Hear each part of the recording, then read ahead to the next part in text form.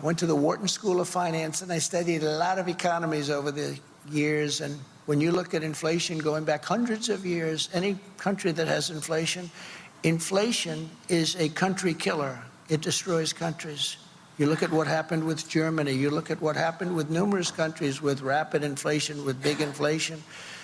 And look at what's happening to us now. You know, inflation is coming back very strong again. You look at the numbers that were just released yesterday. They don't know what to do. It's coming back very strong. I will regain energy independence as we had 3 years ago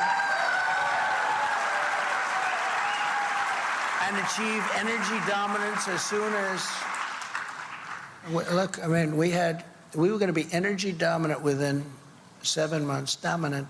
We had total energy independence. We were only taking our energy. I was filling up the national reserves, got it full. Then he starts taking it. Now it's at the lowest level it's ever been because he wanted to get it for automobiles so that people would get a little bit cheaper gas so they could try and win an election. That's not what the purpose of that is for war. The purpose for war, and it's almost down, it's almost dry right now. It's never been at a level like this. We'll take care of that, but we will, you know, we were ready to make so much, and we were going to supply oil and gas to Europe at levels like nobody has ever done. And we were in third place. When I took over, we were in third place, and a deep third. We were quite a bit away from Russia, and then Saudi Arabia was at the top. And the day that I left, we were substantially more than Saudi Arabia, and we would have been substantially more than that. We have more than anybody else. We have more liquid gold, beautiful term, because that's what it is. It's gold. And we have it, and other countries don't. But think of it, we have more of it than Saudi Arabia. We have more of it than Russia. And we were going to double up, be double the size of what we had just then. And over a period of 2 or 3 years, we were going to be selling so much clean energy, clean gas. We were going to sell so much to Europe and other countries that we were going to start paying off our $35 trillion. It was all set to go, $35 trillion in debt. And we were going to start paying it off. We were going to do further tax reductions. We got you the largest tax reductions in history, if you know that, bigger than the Ronald Reagan we got.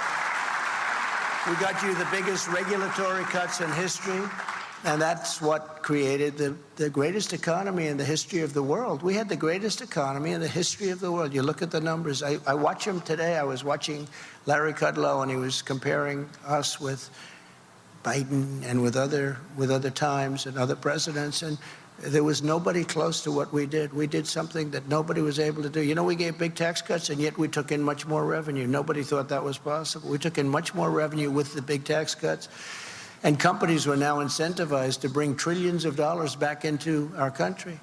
I will always protect Medicare and Social Security for our great seniors. Ron DeSantis is not going to do that. He fought it. He wanted to fight it. He went after Social Security. Upon my inauguration, I will terminate every open border policy of the Biden administration and commence the largest deportation operation in American history. We have no choice. This is not sustainable. You don't have to know very much to know. I looked at Tucson, Arizona today. Did you see that? Thousands and thousands of people all over. People walk out of their house, they say, what's happened to our beautiful place? But this is in many towns and cities all over. Look at New York City. But, you know, you see New York, but you don't see other places so much. And it's happening like that. Much worse, actually, much worse.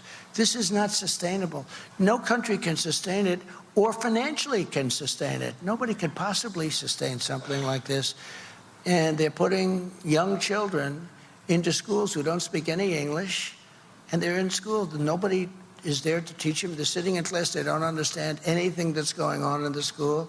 It's a horrible situation, and it would have never happened in a year. We had the strongest border in history. Now we have the worst border in the history of the world. There's never been a third world country that had a border like this, ever. There's never been anything like it. We built nearly 500 miles of border wall. You know, they like to say we built 57 miles. No, we built over 500. In fact, if you look at the various government statistics, we did a great job. And I had to fight Paul Ryan. I call him Paul Rhino. But I had to fight Paul Rhino, and I had to fight Mitch McConnell, another beauty.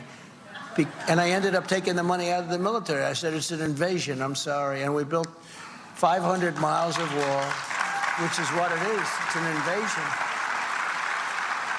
And then was ready to do another. We had already the wall built, and we were going to add another 200. I wanted to do 5. We did 5. I was going to add another 200. We built it. It was all set. All we had to do was erect it. Very simple. Could have been done in 3 to 4 weeks. And then we had the election situation, and they took over. And they actually took it away and put it in faraway places.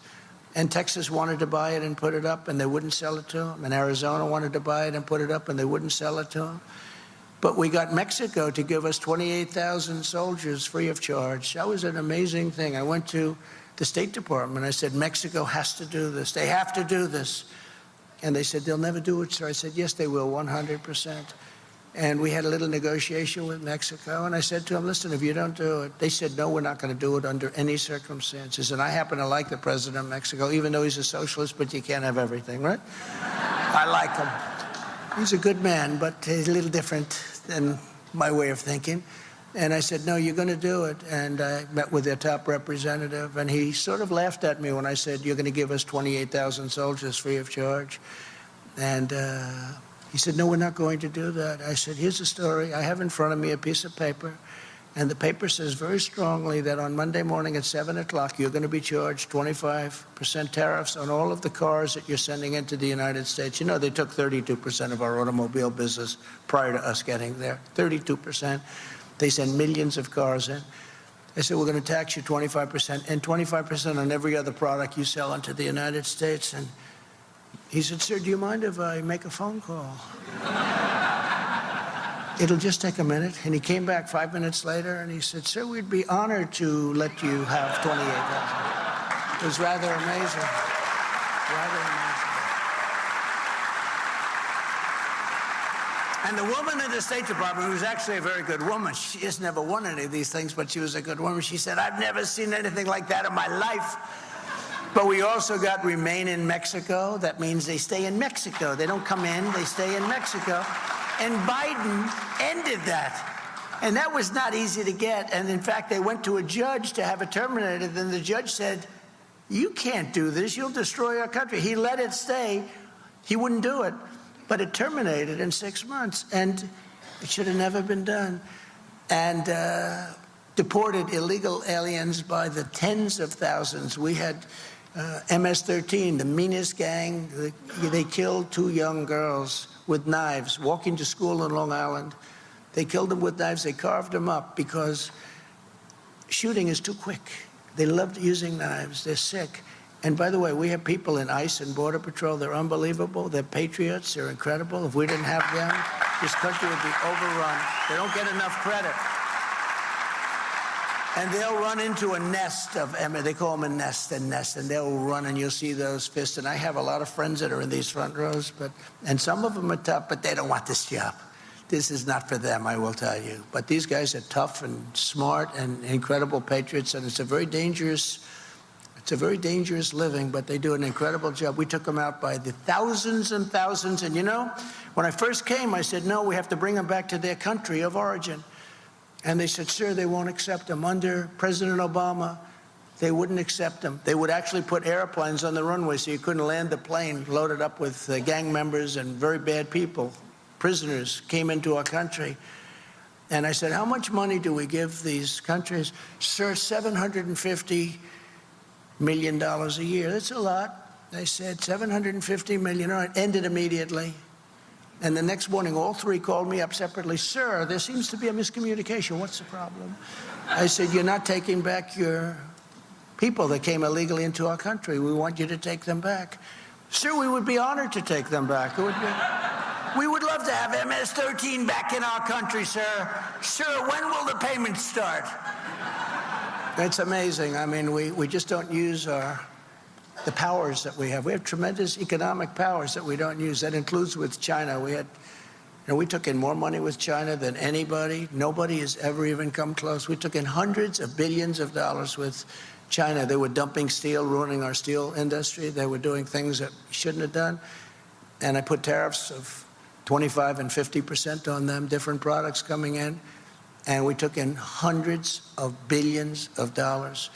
And those tariffs are still on, Biden doesn't have the courage. There's so much money coming in, and he shouldn't. I guess they're probably trying to end it, but they're not able to because it's just so powerful, so much, hundreds of billions of dollars. No other president took in 10 cents from China. But I will also use Title 42 to end the child trafficking crisis by returning all trafficked children to their families in their home countries immediately. And as Jim Caviezel, who's a great guy, you know who he is? The movie Sound of Freedom, he said, God's children are not for sale. Very simply. On day one, I will sign a new executive order to cut federal funding for any school pushing critical race theory, transgender insanity, and other inappropriate racial, sexual, or political content on our children. Be easy to do. Be easy to do. I will insist on the right of every parent to send their child to the public, private, charter, or religious school of their choice. I will close immediately the Department of Education, and we will move everything back to the states where our children can be individualized in education. And it'll be done with great love for our children. States will do it much better.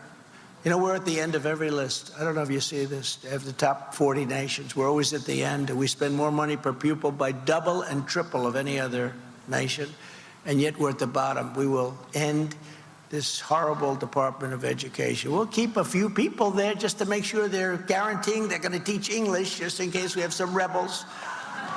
But we're not going to have very much. You'll be able to fit on the stage, I think, the number of people we have. They have office buildings all over Washington, Department of Education. It's ridiculous. And look at the way we're rated. We're rated among the worst. We will have great schools that lead to great jobs and ultimately to great lives. And I will not give one penny to any school that has a vaccine mandate or a mask mandate.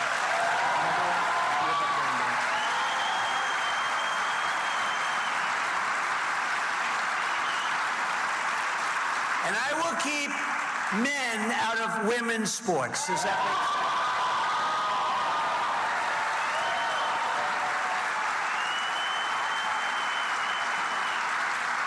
Last week they had a weightlifting contest, and a young woman was fantastic. She was a champion, and the record stood for about 18 years. And, they'd put like a quarter of an ounce on one side, quarter of an ounce, and boom, they'd try and do it. The record was beaten by like 150 pounds by a person that had the operation, went in, lifted the weight, and that's a record that's going to stand for a long time. But this is something where they were dealing in ounces, and the record was massively, just massively shattered. It's so crazy to think about this. It's so crazy what's happening. You look at these swimming records, they're being obliterated. They're being obliterated. And to think that we have to actually justify this, who would have thought 10 or 15 years ago that we have to say this? You have to just say, can't do it. You can't do it. And it's very demeaning to women, by the way, very, very demeaning. And they have women afraid to even talk about it. You have these teams where the women get beaten so badly, and they're afraid to talk about it because it's not politically correct. But it's okay for me to talk about it, and I'll talk about it.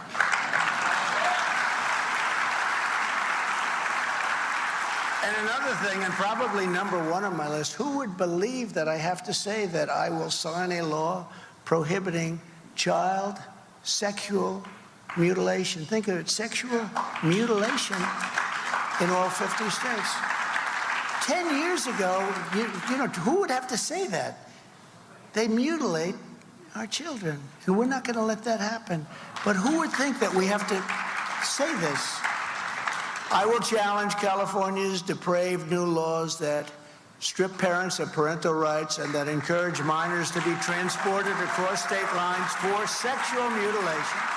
And we will prosecute those involved in this sick California scheme for violating federal laws against kidnapping, sex trafficking, child abuse, and the deprivation of their civil rights. We're going to take care of it. It's crazy what's going on. It's crazy. It's not even believable. You have to mention these things, but you have to, because this is what's happening in our country. I will once again appoint rock-solid conservative judges to do what they have to do in the mold of Justices Antonin Scalia, Samuel Alito, a great gentleman, and another great gentleman, Clarence Thomas. These are great people. And I will fully uphold and continue to uphold, they didn't gain an inch, our Second Amendment. There's tremendous pressure on our Second Amendment. I will bring back free speech in America.